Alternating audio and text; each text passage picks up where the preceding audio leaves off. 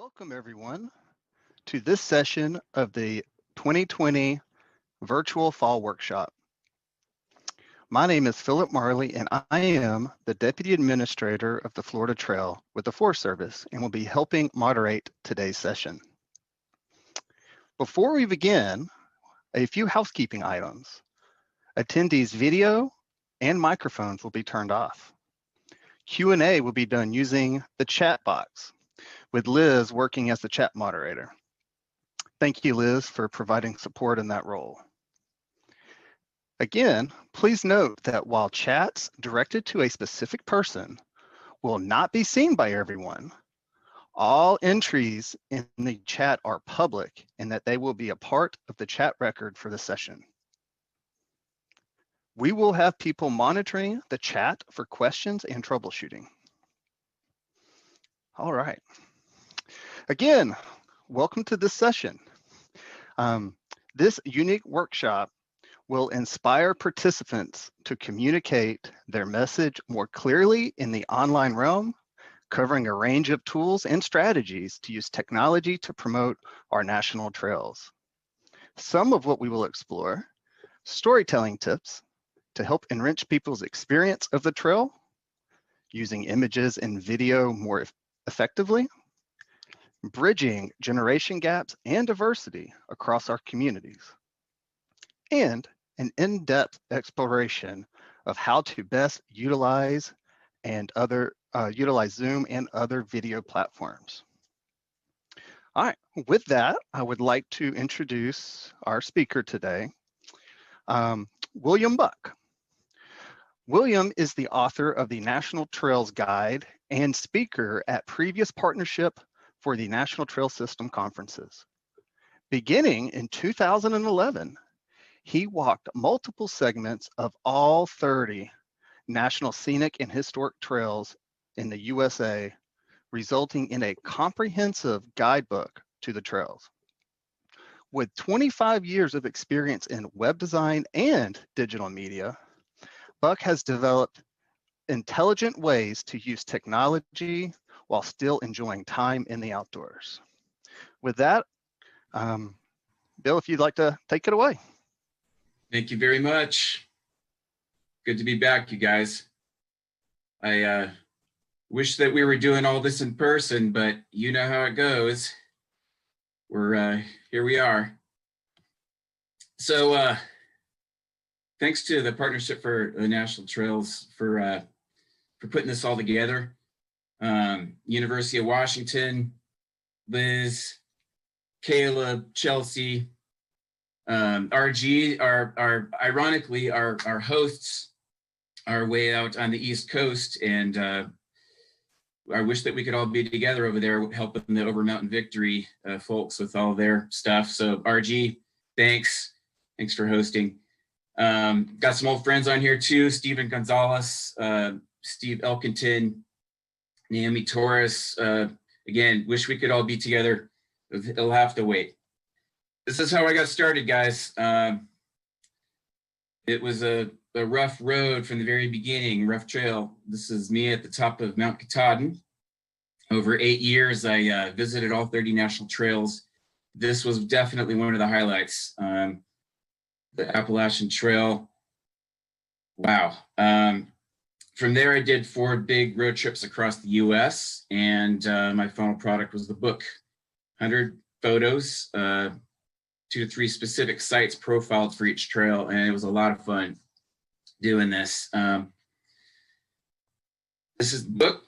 Lots of technology went into this book. So when I spoke at the first PNTS conference back in 2015 in Tennessee, I realized that I had a lot to share from all the things I'd been doing. I was using a smartphone on my reconnaissance all the way across the country and back 4 times, 3.5.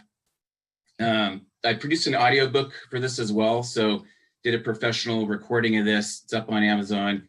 But anyway, I love our community. I wanted to share a lot of things I've learned about technology and kind of relate it to trails, because I know that we're not in this work to be into technology necessarily, but technology is bonded with everything we do. So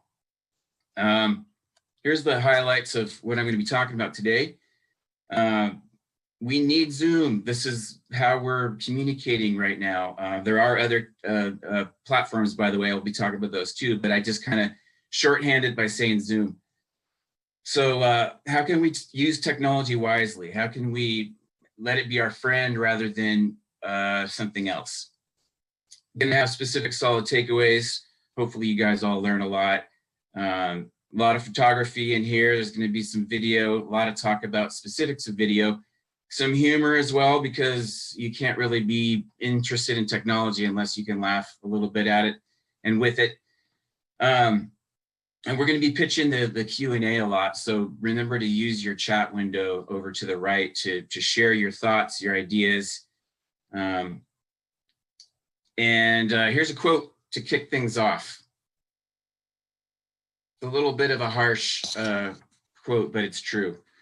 So this is actually about journalism, but this is the new normal for us. We need to adapt to thrive. And if we resist, we'll be left behind. So that's one of the sort of reminders for why we need to be doing this, because the fact is that if we want to reach out to other Americans and share all of the beautiful things that we've learned about the trails and that we want to impart, we need to use technology. So we're trail people, but we're also technology people, you know, just anyway. It takes a village. That's what I'm going to say. All right. And that's why we're here.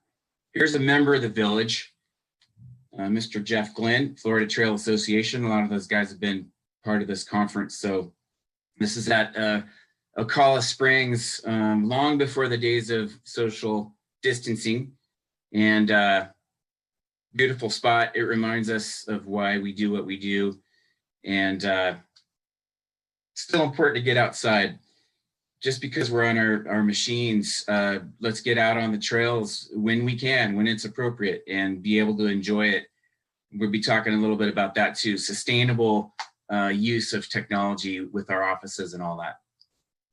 We made a 2-minute video of this, by the way, Jeff and I, and I call the concept trail trailers, which was a way to sort of pitch the Florida Trail in a really fun, interesting way, and I did a little narration. So Liz is going to help us get you guys access to that link towards the end of this presentation. But I just wanted you to know that, believe it or not, I took that photo with the smartphone and I staged it. I have to admit, I got out of the canoe and I said, Jeff, he's such a trooper. I said, Jeff, pretend like you're rowing. And I got out and, you know, it's about a foot deep right there. So I took the picture, staged it, I have to admit. And Liz said, hey, is that a sewage outflow pipe? No, it's not. That is a fallen palm. So worry not. Ocala Spring is still very clear and clean. Other great adventures on the trails, and this is photography. So I wanted to share with you guys that if you have a good photo, get it out there. That's kind of one of the biggest things that I can tell you about photography is, like, don't keep it to yourself, share it with people, because like this image, it's one of my favorites of all of my journeys. This, of course, is the El Camino Real de los Tejas National Historic Trail, San Antonio, Texas. My mom is actually walking into that beautiful building. She was my model for some of the trail adventures. And I still think photography is the best technology. I mean, you could, in some ways, you could call it sort of the first technology, but I call it still the best. Video is great, but just a great image that you can sort of lose yourself in and that's easy to share, put it on social media. It all starts with photography. Yeah. So photography has been a little bit invaded by the selfie on the trail and at the Oscars. This picture went viral back in 2018. But in this, our year of the pandemic, 2020, we went from images like this of celebrities to this. Yeah, another Zoom meeting. So we're all at home these days a lot, and that's Hollywood too. So they tried to get creative and they did a little Zoom reading of Fast Times at Ridgemont High with our favorite narrator in the world, Mr. Morgan Freeman. They're doing a script reading here, and yes, they're on Zoom. So, you know, everybody's doing it. And just for a laugh, if you care, the last two actors here, Julia Roberts and Brad Pitt, were the only ones that appeared in both of these images. They must really get around. But joking aside, this is how most of us are meeting. Sometimes every day. These are my friends with the Indigenous Environmental Network, and they're pursuing activism virtually. They have to. So one of the benefits of this is that, and this is a tip for you guys, the first tip of many that I'll share, like they're doing today, Chelsea and Caleb are recording this this video, this Zoom presentation, and it will be archived online for the future. So record and make your Zoom presentations available, and then pitch it on social media or to your email lists. I know that this organization, Indigenous Environmental Network, is very good at that. They have a Facebook page that they're constantly updating every day with all kinds of things, and it helps get your people involved. So I see my friend Benishi down there at the left. She's smiling. So, you know, it's not always bad. Another tip, try to leave some time for friendly conversation if you can in your Zoom calls at the beginning or the end, because we're all missing that. And if you can, get a sign language interpreter. All right, guys, we're gonna pause briefly here, and we're gonna do a poll. So hopefully we're gonna be able to get you a pop-up screen for the question number 1. We're curious to see how many of you guys out there have actually led a meeting. It doesn't have to be Zoom. It could be Microsoft Teams, GoToWebinar, Google Hangouts, even Skype. And then the second question is for putting in the chat. We're curious to hear, especially after this this conference, how has Zoom been working for you? Has it been interesting? What was challenging about it? We want to hear from you guys, because at past PNTS conferences, there's our window. At past conferences, we've been able to share this in person, and you know, at the very end of the conference, we're able to kind of come together and share ideas. So this is sort of the same concept. We want to hear, you know, directly from you guys. So we got 71% have voted so far, but a lot of you guys, let's see here, 44%, more than 5 sessions have you led. That's a lot. So I'm going to say about half of you are pretty experienced with Zoom. 23% have not done it yet, but you will. Liz and I were laughing about that. We were thinking, I wonder how many people have led one so far. Okay, good. Now you know. I'm going to take a screenshot of that too. I'm going to get rid of this poll. And again, please fill in the chat window if you haven't, and you have something you really want to share throughout this presentation. We want to leave that open to you guys and share ideas, put questions in there. We're going to have a long question and answer at the end. So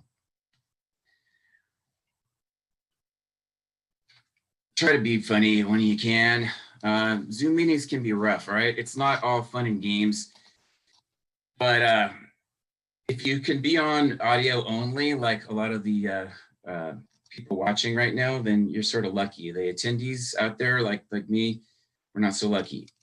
I looked like the one on the left this morning, and well, hopefully I don't look like the one on the right.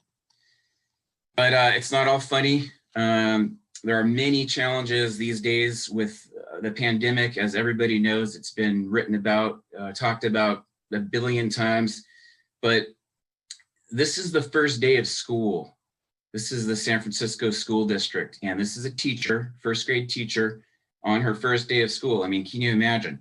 When I saw this photo, it really grabbed me, because this is back in September, and I mean, look at the photo carefully if you can, if you have a large enough version. There's a lot going on in this background, and of course she's needing to use notes. Avery, please turn off your microphone, for example. And I'm sure Avery was needing to be shown that sign a few times that day, if not that first month, because you know how it is. Both my parents were teachers. What can I say? But yeah, it's tough stuff. And we're going to talk about backdrops a little bit in a little while. But her backdrop's actually really nice. It's colorful. It's effective. She's got her stuffed animals she can bring out to, you know, entertain people. Trails people aren't necessarily, you know, doing that sort of thing, but it's just interesting to think about what you can use in your backdrop, in your environment, to kind of share that with people. Best practices. So I should tell you, I worked as a crew on and off for professional TV and film for about 20 years. And a lot of what we can learn for a better Zoom meeting can be gleaned from Hollywood. It took Hollywood 100 years to perfect all these things, and we can selectively choose the things from this list that we feel are important or we feel we might be able to afford. Sometimes it's inexpensive. For example, if you find a production assistant or an intern, it's always good to just have somebody help you, because the number one thing I'll say is don't do it alone. Like, for example, me on this call, I'm so thankful to have my friends having my back, because that way, you know, Liz is helping out with the chat.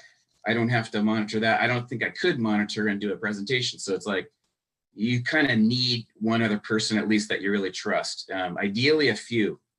If you can get a director or somebody that's got their eyes on the big picture, at least, that's helpful. Wardrobe and makeup, I mean, maybe that's overkill for what we're doing, but I know some people appreciate that sort of thought, and you can learn a lot from Hollywood. Set design, backdrops, lighting and sound, these are all things that we need to be thinking about. In film production, you know, a lot of times you'll have 10 people on crew, at least. We don't need that level, but I'm just trying to drive home the point that it's helpful to have a few people. We've got a young lady that's helping out with the queue and just keeping track of the script probably. And, you know, it takes a village. I'll keep saying that. And these days, just as an aside, you can use your smartphone. Like the smartphones that they have now with their cameras are better than the video cameras that cost $100,000 10 years ago. I'm not kidding about that. So get started, you know, just start using your smartphone. You can find a good one for $300 or less, sometimes free. And like I'm saying, those cameras are pretty darn good. So I wanted to bring your attention to this link too on the bottom right. I think Liz is making that available as well on the document that's going to be available to all you guys. But check out that link. It's got a lot of detailed information about how to put on a good video, whatever kind of video you're doing, from 2 minutes to a documentary. It's very helpful. Back more specifically to Zoom, let's go over this list together. I'm just going to read it with you. So avoid last minute glitches. That's number one. It's like, on yesterday's Next Generation panel, someone quoted that old quote that you need to plan ahead, paraphrasing, but if you fail to plan, then yeah, you know the deal. Avoid last minute glitches, do your rehearsals. We did 3 for this particular session, and that's pretty normal. So I think if you're going to be doing something live, you always want to do at least 2 rehearsals. 3 is better. Make sure your connection's working. I had to switch over my Wi-Fi earlier because it was a little glitchy, so I went to a secured Wi-Fi connection. Ideally, you can plug in, like Caleb would tell you, it's better to be hardwired in with Ethernet if you have that capability. I actually didn't, so I'm on Wi-Fi. It's good Wi-Fi at least. But remember to turn your camera on, double check your mic's working. You know, you guys have seen that during these Zoom presentations for the conference. You'll see the little bar at the bottom with a microphone button. I think these have been disabled for a lot of the sessions, but if you were presenting or you were leading, you would definitely need to turn on your mic before you started speaking. Learn more tricks about Zoom. I think I'm not a full-fledged expert on Zoom. I don't think anybody really is because it's so new. But learn more. Just use the chat features for your Zoom presentations like we're doing today. Try to involve people. Just get more familiar with it. Get comfortable with it. Active speaker view detects which user is speaking and changes it to their screen. So earlier today, when we were first getting on this call, Caleb was basically running the Zoom, and then he kind of opened it up to me, and then I activated my camera. So you'll have to work that out with your director if you're lucky enough to have somebody like that. No matter what, get 20-somethings involved. I mean, I was a 20-something once, and I used to volunteer all over the place, and it was really good experience, and it's good for the elders because the 20-somethings can always know 100 times more than you will ever know on tech. So we can admit that. This is just kind of a joke. We watch football a lot, and Jimmy Johnson, he's got an interesting little kind of trick that he does. He's got a pretty good backdrop, I think. It's for what it is. It's interesting, it's nice looking, it's well lit, but he changes out that picture, the three folks, it looks like they're fishing in that picture, but he swaps that out every Sunday, and it's kind of it's a joke, and everybody kind of says, hey, what's going on in that picture? And it's an opportunity to share something about something that you would like to share with your donors or whoever you're meeting with. It's just a silly idea to just share a little bit more about your life and kind of bring a little bit more levity to all this. But I have a note here: simple, clean, quiet, and well lit. Those are the gold standards for a good set. So whatever your backdrop is, just make sure it's simple, clean, quiet, and well lit. This is actually another teacher, and he's using a green screen. This is another really cool trick you can use. If you have a green screen, as long as you're not wearing green, just like you're wearing a green shirt, you'll disappear. But don't wear green, get a green screen. You can find these for really cheap. I think you could pick one up like that for about $20, $30. And it's helpful because you can project an image behind you and it'll look really crystal clear. Zoom has a lot of these backgrounds that are digitized, and sometimes they can look a little silly because if you don't have a consistent backdrop behind you like mine wouldn't be good because I have some washed out areas of light. But if you have a green screen, you can put anything you want behind you. You could put the Florida Trail and it would look like you were there. And it wouldn't have any kind of fallouts, like if your hair is long, and you'll get dropouts if you don't have a green screen. So he's using a stand-up desk too, which is kind of interesting because a lot of teachers are doing this all day long now, and you need to kind of be in one place. If you're a pacer, it's not going to work. So whatever you're doing, wherever you're recording from, consider using a chair that's comfortable for you and is stable and will allow you to stay in one place. So I don't know if you guys noticed, but I'm not doing a lot of this. That can be pretty distracting. Just as a little aside, I know I keep commenting on obvious things, but this is a music room, a multi-use room in a school, and it's not being used. There's a bunch of music stands in the back. I just think that's sad. I'm a musician now, and I'm a musician, and now we're all recording in our houses and our studios. We're not even playing live anymore. So this right here is teaching 2020 and 2021 right here. I like to try to take the long view all the time, but especially with these PNTS workshops, I want to share with you guys that we try to keep it simple whenever we can. Just keep it simple. Don't get too wrapped up in all this and, oh my God, I got to learn everything. And it's going to, you know what I'm talking about. Keep learning, take courses, follow the tech news sites, but overall, just outsmart technology as much as you can, because that's the ongoing trick. As long as you have the upper hand, you'll be all right. And it's getting harder and harder to do that, but never be afraid to ask, involve the younger generations, like I said. Let's stay age diverse with technology and help out your elders, young ones.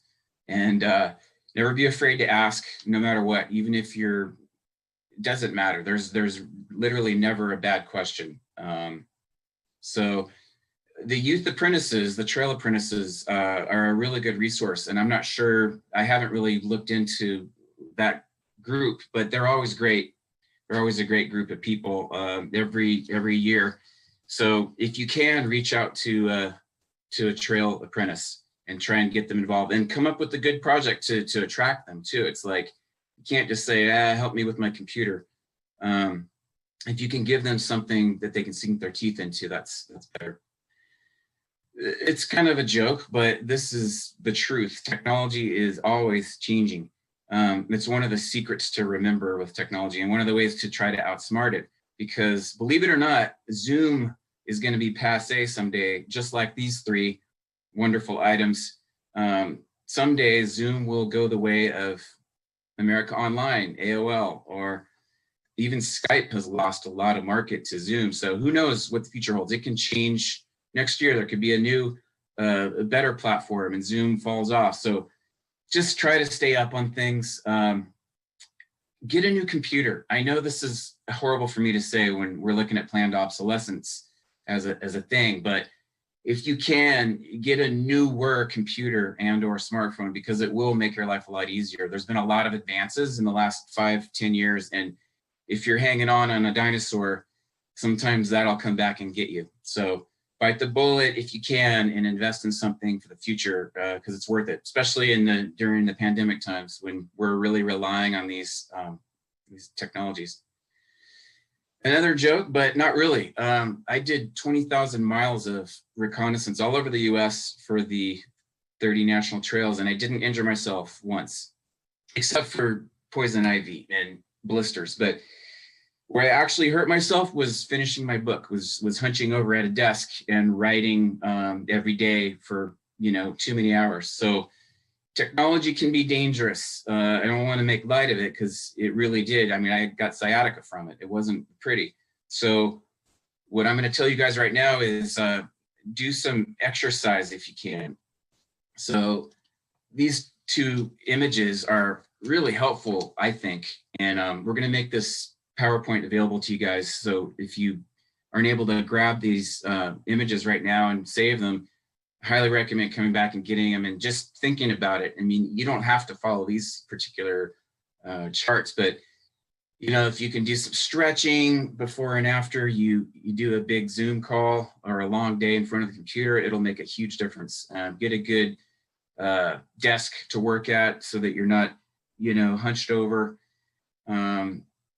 A stand-up desk, it doesn't really work for me. Actually, I tried it, but it's a pretty good option if that's something that interests you. So just keeping us remembering that that it's one of the ways of outsmarting technology is staying healthy.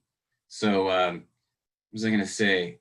Oh yeah, we didn't get into this line of work, trails, for sitting on computers. So I'm just reminding us that staying healthy, staying active, that should be one of the top priorities, even though we're having to use so much technology. Speaking of old technology, remember this one. I'm a Generation Xer. Everybody pretty much over the age of 30 has played this game. Let's bring it back. It's sort of my annual campaign, bring back the Oregon Trail game. A lot of people learned about the national trails from this game, and games still have a place. So if you have young people that you want to get involved, or outreach, education, if you can use games in any way or ways, things that are fun to teach about the trails. It's a nice way to share the national trails and the history with kids, something like this. And besides, I live in Oregon, so I want to bring this back. Full circle, this is back to photography. Now, Bart Smith, my good friend, went up the Columbia and then down the Missouri River. And he had quite an adventure. This is back in 2018. I think a lot of you guys know about Bart, but he really took advantage of his camera on his trip. I mean, he took some amazing photos. They're out in a new book, in fact, that you guys might have heard of. It just came out, I think, last month, with Bart's photography. So I'm just saying here that tell your story and tell it well. And if you look in there, you can see Bart's whole life, that he lived in that canoe for, I think it was 2 months. And he was able to go through some of the most beautiful places. This is the upper Missouri River breaks in Montana. And lucky Bart, he got to go the almost full distance of the Lewis and Clark route back to St. Louis. So, and I should tell you guys that Bart and I collaborated a lot during that year in the lead up to the 50th anniversary of the National Trail System. And we were able to get this picture into international news. We got this picture in The Guardian, along with Bart's story of how he captured the shot. So again, photos and video, but photos are still the king, and they tell stories and they are powerful. So let's get them out there, put them on social media. Speaking of which, here's a graph. I was really curious to get some of the latest numbers. I always like Pew Research Center. It's interesting to see how Facebook isn't necessarily the king anymore. They're sort of getting knocked off by YouTube. So again, the power of video. I think it's going to be going more and more that direction, more video, and less, well, not necessarily less photos, but it's going to become more important for you to have videos up there to pitch your stuff. It's also interesting that Facebook and Instagram together, which are basically the same company, blow YouTube away still, and you can see the differences in the age factors and who's using what.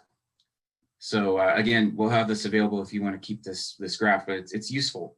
You got to be on social media. That's a fact.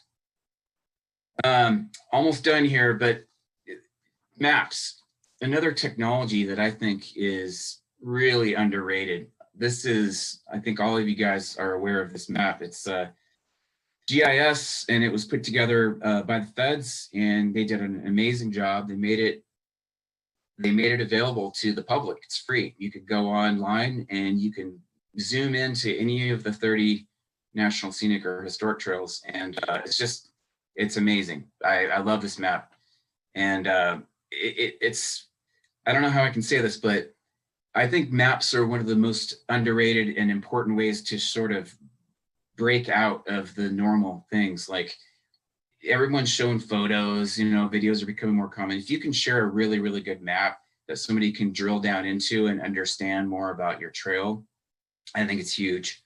So do not underestimate maps. Our moderator, Philip, who you guys met at the beginning of this, he is actually a professional in this field. So if you have any questions on that, feel free to direct that to Philip. There might already be some questions about the map world, I don't know, but GIS maps. And ending with the joke, of course. I've been trying to make this go viral since 2015. We need a meme. We need a meme for the National Trails. So maybe you guys will help me. Guys, thank you. So it's always an honor to present to the community, and we'll have a copy of this presentation available. And I wanted to give a lot of time for Q&A. So hopefully Liz and Philip can come on and help us with that. And it's been a pleasure. So thank you, guys. I'm gonna, oh, by the way, you should see this. I'm showing you how it works. If you have never seen this before, I'm gonna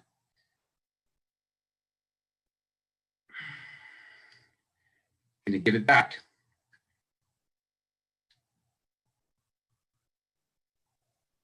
Are you using a green screen, Philip? No, this we use some of your advice, and we have some amazing interns, and one of them is really excellent doing graphical design and that type of work. So we leveraged the expertise that were there. Cool. So yeah.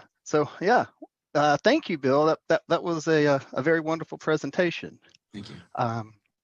I did want to mention that if no one has noticed, Liz did post in the chat the link to the 2-minute video that Bill discussed at the beginning of this presentation.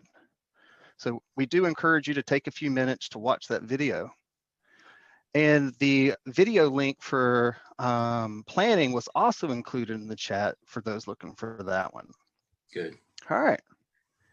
So next, we are going to move into the question and answer portion.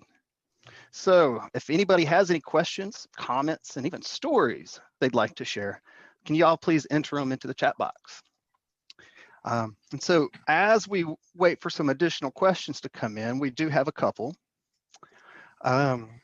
So Margaret asked, Bill, how do you get the music added to the Zoom screen? Maybe Caleb wants to talk about that. Caleb or Chelsea? Yeah, I'm happy to jump on here a little bit too. Hi everybody. Most of you haven't seen my face yet, but you've probably heard my voice a few times. I'm Caleb. I'm the half of the counterpart from Western Washington University. They've been the behind the scenes tech crew here. Just like Bill was talking about, if you can get somebody behind the scenes helping you out, it helps. It always does. So when you're doing something like music, when you share your screen, you are able to turn on a basically sharing your computer sound as well. There's also a more advanced option in the screen share where you can share only your computer audio. A thing to note with that though is even though you can sometimes have multiple people screen sharing, you can only have one person sharing your audio. And if someone else is screen sharing, you cannot share your audio. It's kind of some limitations there. Some things to consider, of course, are if you have your computer audio on, any and all sounds that happen on your computer show up. Notification sounds, any other those sorts of things. So like when we've been doing the music here, I actually have my volume mixer on my computer up and I've muted all the things that could put notification sounds up. And of course, there's always the considerations of basically copyright and those sorts of things. You want to try to use as whenever possible, utilizing copyright-free music, so you don't have any DMCA strikes or those sorts of things.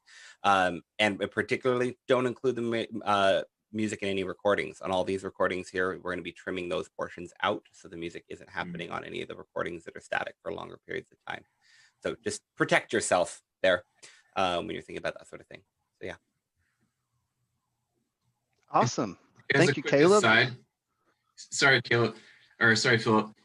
Caleb and I were talking earlier about how Zoom isn't actually a perfect tool. So Caleb's a total expert in this. He does it for a living, really, and he's a podcaster as well. If you didn't figure out with the headphones or anything, total pro. But you know, we've got our complaints, so we're all trying to still figure it out and do our best with it. But it's not perfect. Anyway. Awesome. So while we have you on, Caleb, we have a question from Steve who asks, how do you avoid getting Zoom bombed? This is actually a major concern, particularly for the groups that Chelsea and I work with. We're talking about large public events where it can be difficult to keep information private, the links, those sorts of things. Now, it's more common from a Zoom bombing perspective that people will have bots that are basically randomizing Zoom links until they get something right to jump in and do that sort of thing. But even there, there's some ways you can help. Zoom has some great articles about this. I'm actually going to post in the chat here a link to the Zoom Help Center. This is one of the best resources you can do. If you're using Zoom specifically, use this as a resource. There are videos, there are articles upon articles upon articles that walk through with screenshots about how to do things. Really great resource for Zoom specifically. And most of the softwares out there have similar types of things. Zoom's is a little more comprehensive than some, but it's really good. So when you're thinking about Zoom bombing, a couple of key things that you can do.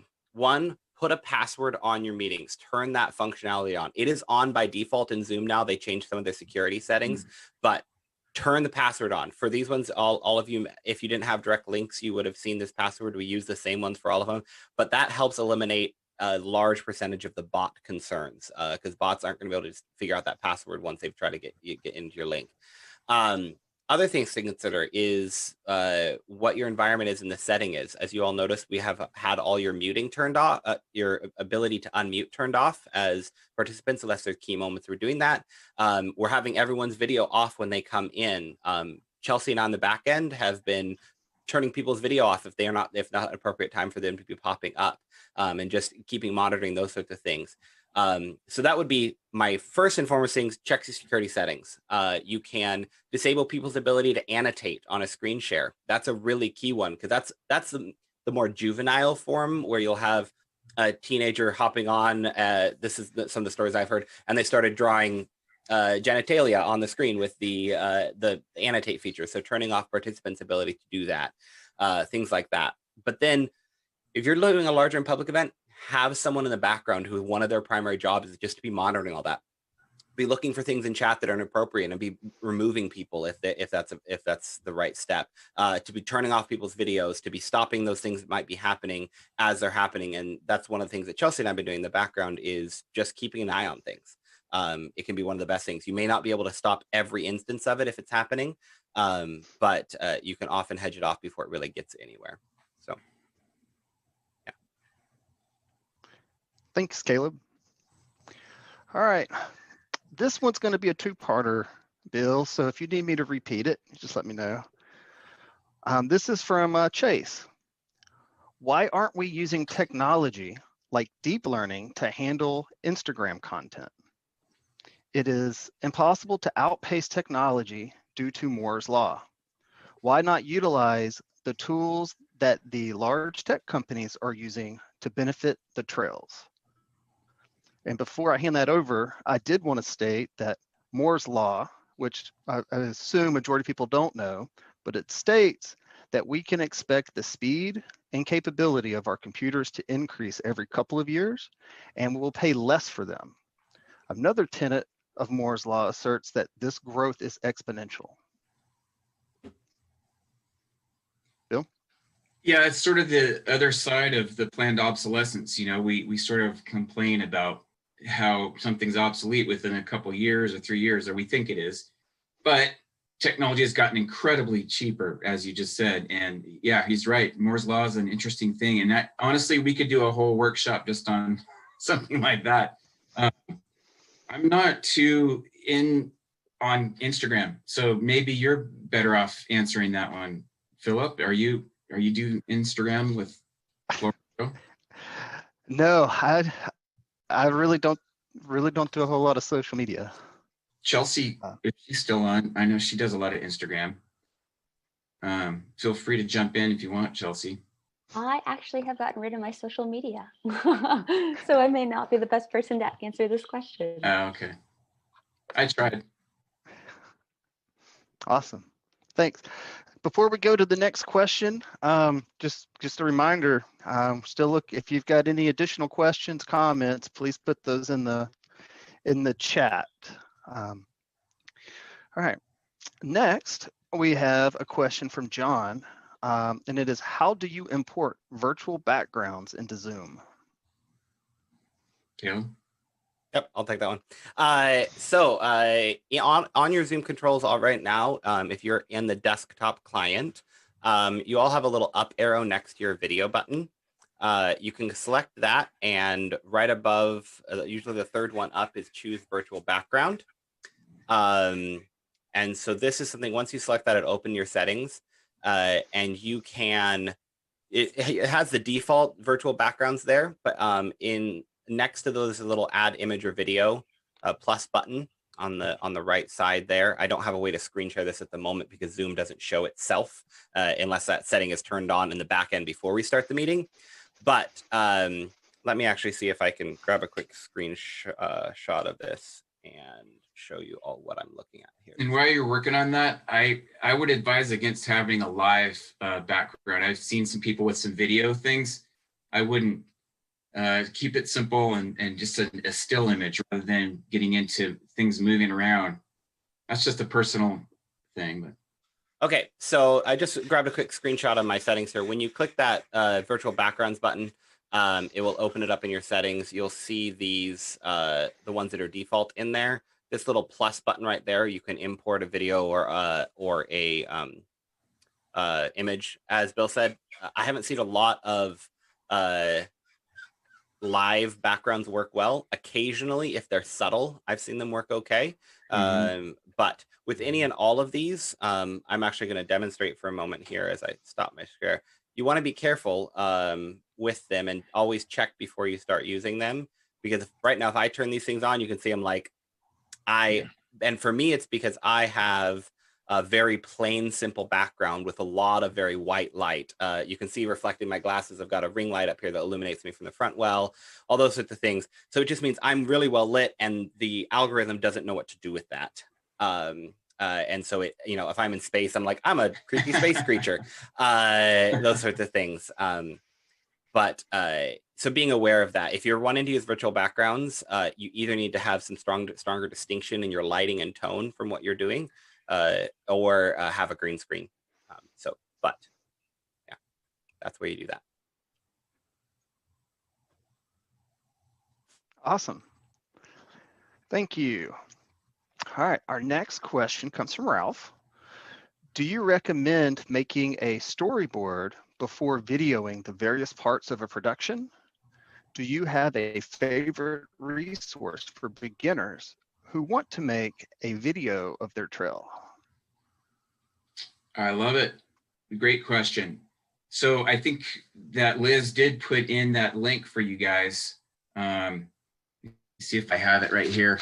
I'm trying to remember if I had the specific link. No, I don't have it handy, but it's a very short URL, and there it is. She just popped it up. Thank you, Liz. So this is a really, really good resource. I found that a few months back when I was actually researching this seminar, and it just breaks it all down for you in a really friendly manner, step by step. And it's a nonprofit organization that put that together. So anyway, yeah, storyboards are really important, especially if you're doing something longer. At least have a storyboard in your head if it's like a 1 minute or 2 minute video. But if you're going for 5 minutes, 10 minutes or longer, it's essential. And they're easy. You just have to basically think of what image you want and what you want the dialogue to be saying at that time. So that's it.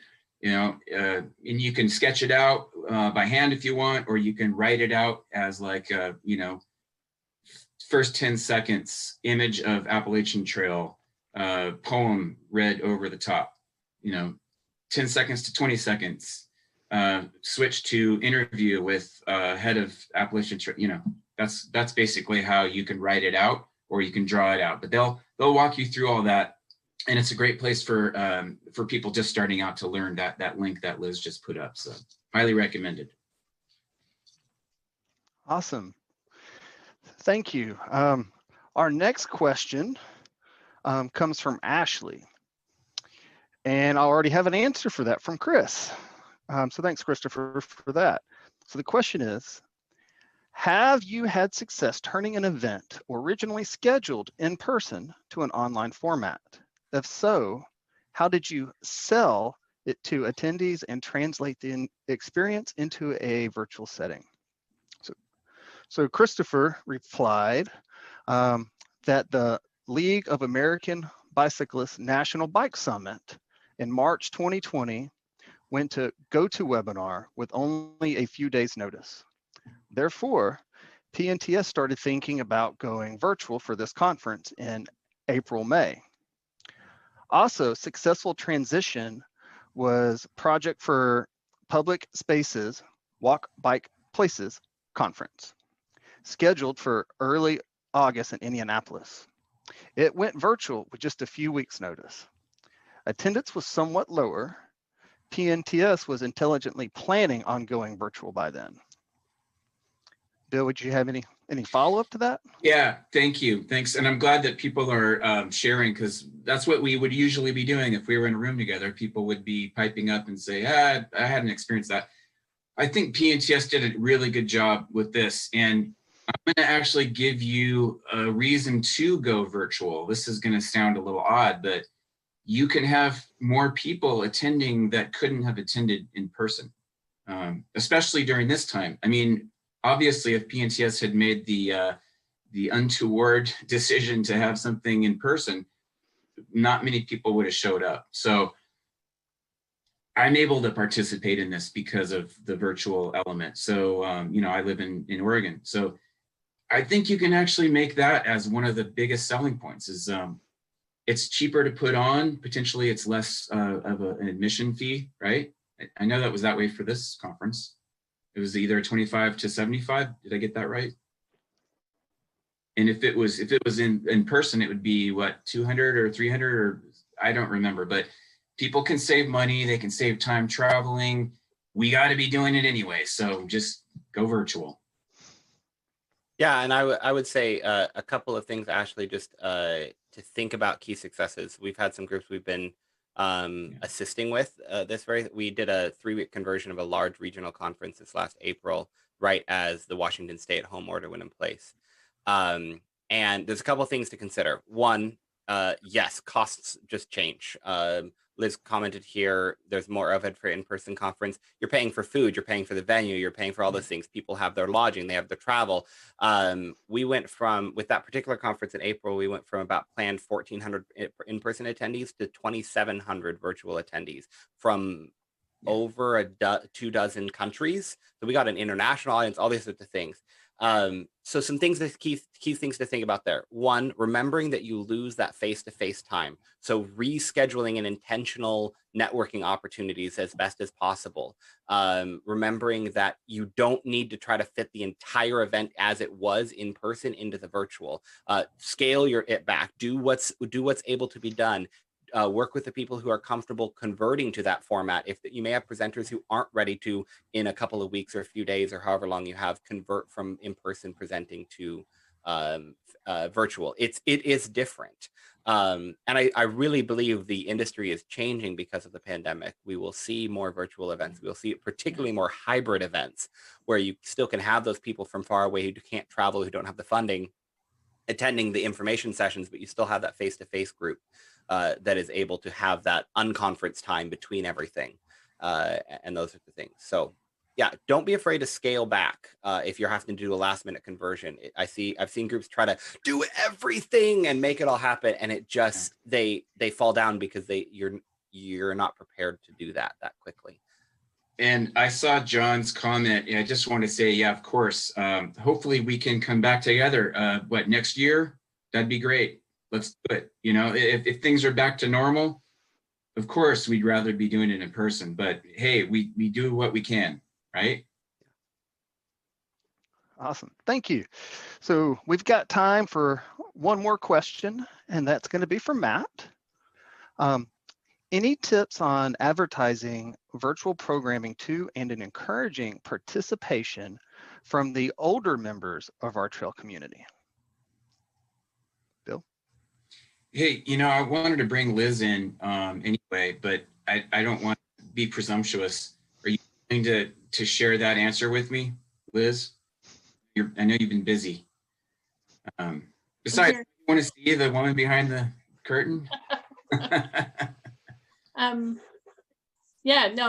I think there's a couple of things, and I think there's a couple of things we could have done with this setup and had thought about doing them, but just kind of wanted to simplify a few things. So more interaction time, I think, for people. So Caleb, we were talking about that, I think it was yesterday actually, that some sessions that they've worked with where after the session ends, there's 15 minutes of interaction time or more where people can actually talk about the session together in smaller breakouts. So things like that, I think, help build community and also help with the participation. Or you can do it before. I think I like the after better. But what that does do in terms of scheduling is it spreads the whole schedule out more. So for example, we were trying to do intervals of 2 hours so that we had transition time, because behind the scenes, Caleb and Chelsea are working really hard, changing over between each session. Each session had its own setup and everything else. So I think that's it. On the advertising and promotion, I think, Bill, you're absolutely right that there's greater potential when we're virtual to bring in people that may not be able to afford to travel, can't travel for other reasons. So it does open it up. And I think, in the future, more social media, we've been a little strapped. So we probably didn't get the social media campaign, but what I would do is, and we were talking about this as well, is really build out a good communication campaign around an event like this, so that it's layered and it's resonating on the different things that you're doing. So the emails, the website are all supported also by social media posts and other types of things. So I think those are kind of some of the ideas I would have. And we also were talking about that videos in this day and age really don't stand alone. I mean, they really should be part of a bigger, broader campaign with a purpose. I mean, you're trying to do something. So maybe you're trying to get people to attend an event. That's great. Maybe you're trying to pass something like the Great American Outdoors Act, or you're doing a fundraiser, but there's a purpose to your communication, and to have a plan and then lay it all out and then execute it. And maybe next time we'll do a whole session just on video production. I think it's great. Liz and I talked about it, but we just sort of ran out of time, and to sort of sandwich it in with this talk. And hopefully it was enough for people to just get you started, because it's it's sort of a lifelong endeavor, becoming really good at video, but just get started. Do what you can. Start with your smartphone, make a little 1-minute clip. As you'll see, I just want to do one last little pitch. Steven Gonzalez and the El Camino organization have a link, a Facebook link that you guys will see. And he's done a great job of just what I was describing, just taking little vignettes, walking along the trail and saying, hey, I just want to let you guys know how beautiful this is. And just share it. It's a 1-minute video, but it makes a difference. And he's got them all collected there. So just, check out what Steve did, and you might get some more ideas. And it's an ongoing process, my friends. Awesome. Thanks, Bill, and thanks, Liz, for jumping on there. So I'd like to first say a big thank you to William Buck for taking the time today to share his presentation on Zoom technology, as well as everyone taking the time to attend via Zoom. We also want to extend a big thanks to Liz for monitoring the chat, and for Chelsea and Caleb for managing the technical components of today's session, as well as fielding answers. All right, as with previous sessions, there will be a session survey.